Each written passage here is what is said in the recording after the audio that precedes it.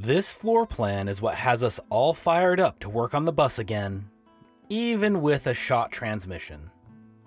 Welcome to the Hippie Geeks and our Skoolie Conversion Soul the Sun Chaser. If you enjoyed this video, be sure to subscribe and hit the bell notification icon to catch all our new content. A little over a month ago, I printed out a few copies of our bus, and in the evenings we started sketching out a few different floor plans. This is just a rough idea to follow, as we still need to figure out exactly how we are going to fur out the walls, and we haven't even pulled up the flooring yet, but we wanted to get a rough idea figured out and then get it taped out on the floor of the bus to see if our idea was even feasible. We are flat broke at the moment, and as such, picking up new rolls of tape isn't an option, so we just grabbed every partial roll that was around the house and started getting it on the floor. I work with floor plans and blueprints all day long, so visualizing spaces is easy for me, but Lindsay has an easier time with the tape on the floor. The camera died here and I didn't notice, so we are going to skip ahead to where the entire plan is taped out. Starting in the back of the bus on the driver's side, I am standing where our full bed will be. It will be on a built-up platform that will bring the top of the mattress to the bottom of the windows, making room for our freshwater tanks, water heater, and water pump beneath.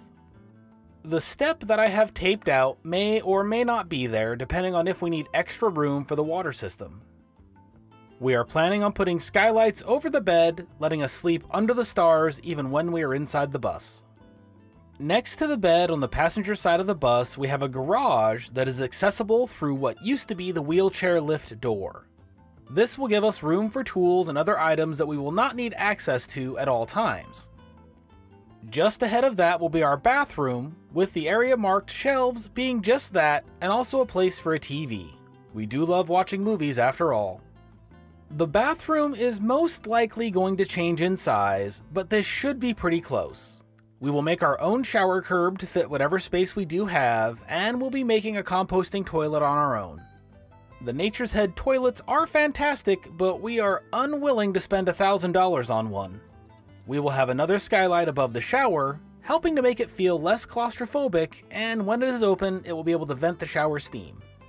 In front of the bed area, we will be keeping one of our antique cabinets and putting it there to hold our clothes. I will need to cut a few inches off of its feet so that it can fit in there, but it will be removable if we decide we want to go a different direction.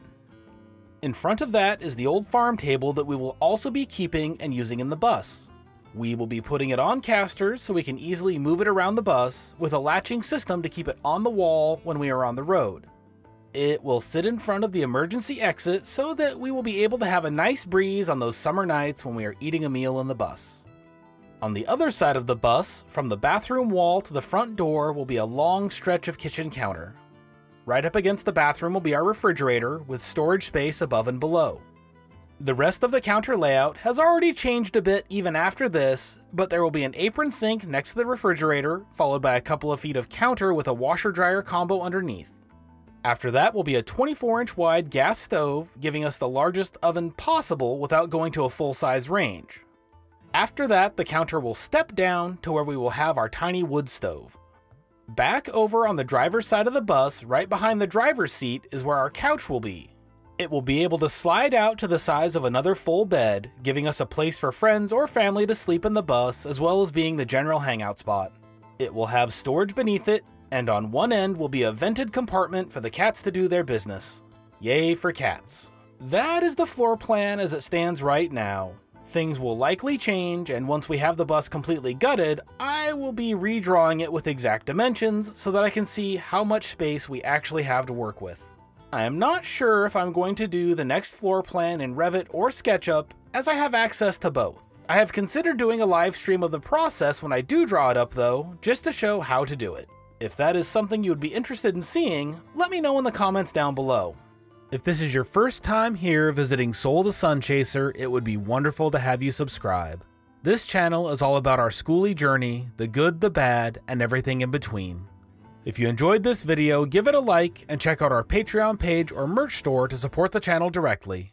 Until next time, keep seeking adventure, chasing the sun.